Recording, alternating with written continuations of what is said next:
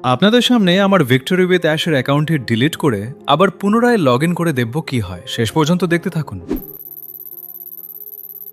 ওকে, প্রথমে আমার ইমেল ও পাসওয়ার্ড দিয়ে অ্যাকাউন্টে লগ ইন করে নিচ্ছি। ড্যাশবোর্ডে আসার পর উপরে ডান কোণায় থাকা প্রোফাইল আইকনে ক্লিক করব। এখানে আপনারা দেখতে পাচ্ছেন ভেরিফাইড মেম্বার, তার মানে এটা নিঃসন্দেহে ভেরিফাইড অ্যাকাউন্ট। এবার আমরা চলে যাব মাই প্রোফাইল অপশনে। যাওয়ার পর ক্যান্সেল অ্যাকাউন্ট নামের একটি অপশন রয়েছে, অর্থাৎ এখান থেকে অ্যাকাউন্ট ক্যান্সেল করলে আপনার মেম্বারশিপ ও সমস্ত ডাটা চিরতরে মুছে যাবে। চলুন এখন আমরা লাল রঙের ক্যান্সেল অ্যাকাউন্ট বাটনে ক্লিক করি। ক্লিক করার পর একটি কনফার্মেশন পপআপ আসবে। নিশ্চিত করার জন্য বক্সে হুবহু টাইপ করতে হবে ইয়েস রিমুভ মি। এটি লিখে রিমুভ বাটনে ক্লিক করলাম। এই দেখুন, স্ক্রিনে মেসেজ চলে এসেছে, account deleted, your account has been successfully deleted.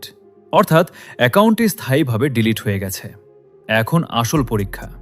Account তো ডিলিট হলো, এবার দেখা যাক সেই একই ইমেল ও পাসওয়ার্ড দিয়ে পুনরায় লগ ইন করা যায় কিনা। আমরা আবার লগ ইন পেজে এসে আগের ইমেল এবং পাসওয়ার্ডটি টাইপ করে লগ ইন বাটনে চাপ দিচ্ছি। আর দেখুন, স্ক্রিনের সাথে সাথে লাল অক্ষরে মেসেজ এসেছে, ইনভ্যালিড ইমেল অর পাসওয়ার্ড। এর মানে হলো একবার ক্যান্সেল অ্যাকাউন্ট করার সাথে সাথে আপনার অ্যাকাউন্টের অস্তিত্ব ওয়েবসাইট থেকে সম্পূর্ণ মুছে ফেলা হয় এবং সেই ক্রেডেনশিয়াল দিয়ে আর লগ ইন করা সম্ভব নয়। আশা করি এই টিউটোরিয়ালটির মাধ্যমে আপনারা বুঝতে পেরেছেন ক্যান্সেল অ্যাকাউন্ট বাটনটি কতটা স্পর্শকাতর।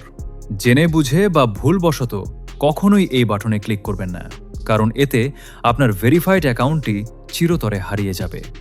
ভিডিওটি যদি আপনাদের কাছে তথ্যবহুল ও সহায়ক মনে হয়ে থাকে তবে অবশ্যই একটি লাইক দিন এবং কমেন্ট করে আপনার মতামত জানান। আর অন্যান্য মেম্বারদের সচেতন করতে ভিডিওটি শেয়ার করতে ভুলবেন না। চ্যানেলটিতে নতুন হয়ে থাকলে সাবস্ক্রাইব করে সাথেই থাকুন। ধন্যবাদ।